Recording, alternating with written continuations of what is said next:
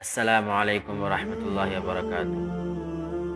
الحمد لله رب العالمين والعاقبة للمتقين والصلاة والسلام على أشرف الأنبياء والمرسلين سيدنا محمد وعلى آله وصحبه أجمعين. أما بعد.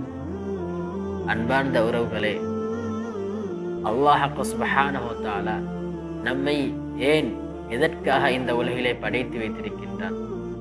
பணம் சம்பாதிப்பதற்காகவா, அல்லது நமக்கு பட்டம், பதவி, புகழ், பெயர் என்பவற்றைகளை சம்பாதித்துக் கொள்வதற்காகவா, அல்லது இந்த உலகத்துடைய வாழ்க்கையை அனுபவித்து விட்டு சென்று விடுவதற்காகவா? இந்த கேள்விகளுக்கான பதிலை அல்லாஹ் சுப்ஹானஹு வ தஆலா அவனுடைய குர்ஆனிலே கூறி காட்டுகின்றான். வமா ஹலக்துல் ஜின்ன வல் இன்ஸ இல்லா லியஅ்புதூன். அல்லாஹ் கூறுகின்றான், மனிதர்களையும் ஜின்களையும் என்னை வணங்குவதற்காகவே அன்றி வேறு எதற்காகவும் நாம் படைக்கவில்லை. அன்பான சகோதரர்களே, நாம் படைக்கப்பட்டது, நம்மை அல்லாஹ் படைத்தது அல்லாஹ்வை வணங்குவதற்காகவே, அல்லாஹ்வுக்கு இபாதத்து செய்வதற்காகவே. நாம் புரிந்து கொள்ள வேண்டும், வெறுமனே தொழுகை மட்டும் இபாதத்து அல்ல. ஜகாத்து கொடுப்பது, நோன்பு காலத்திலே நோன்பு பிடிப்பது, உம்ராக்கள் செய்வது, ஹஜ்ஜுகள் செய்வது, இது மாத்திரம் இபாதத்துகள் அல்ல.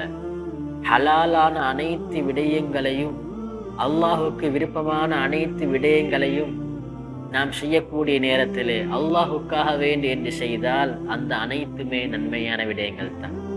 நேர்மையான முறையிலே வியாபாரம் செய்வது நமக்கு நன்மையை பெற்றுத்தரும். நேர்மையான முறையிலே அடுத்த சகோதரிகள் நடந்து கொள்வது நமக்கு நன்மையை பெற்றுத்தரும். நமக்கு பக்கத்தில் ஏதாவது அநீதி நடக்கக்கூடிய நேரத்திலே அந்த விடயத்தை தட்டி கேட்டால் அதற்கு நமக்கு நன்மை கிடைக்கின்றது. நம்முடைய பெற்றோர்களுக்கு நாம் ஹித்மத் செய்யக்கூடிய நேரத்திலே, பணிவிடை செய்யக்கூடிய நேரத்திலே அதற்கும் நமக்கு அல்லாஹ்விடத்திலே கூலி கிடைத்துக் கொண்டுதான் இருக்கின்றது. நாம் ஒரு முஸ்லிமை பார்த்து ஒரு புன்முறுவல் சிரிப்பு சிரித்தால் கூட அந்த சிரிப்பின் மூலமாக அல்லாஹ் சுப்ஹானஹு வ தஆலா நமக்கு நன்மையை தருகின்றான். பெருமானா ஸல்லல்லாஹு அலைஹி வஸல்லம் அவர்கள் கூறினார்கள், புகாரி, முஸ்லிம் போன்ற மகா கிரந்தங்களிலே வரக்கூடிய ஒரு ஹதீஸ், அல்லாஹுக்கு மிகவும் விருப்பமான அமல் என்ன தெரியுமா?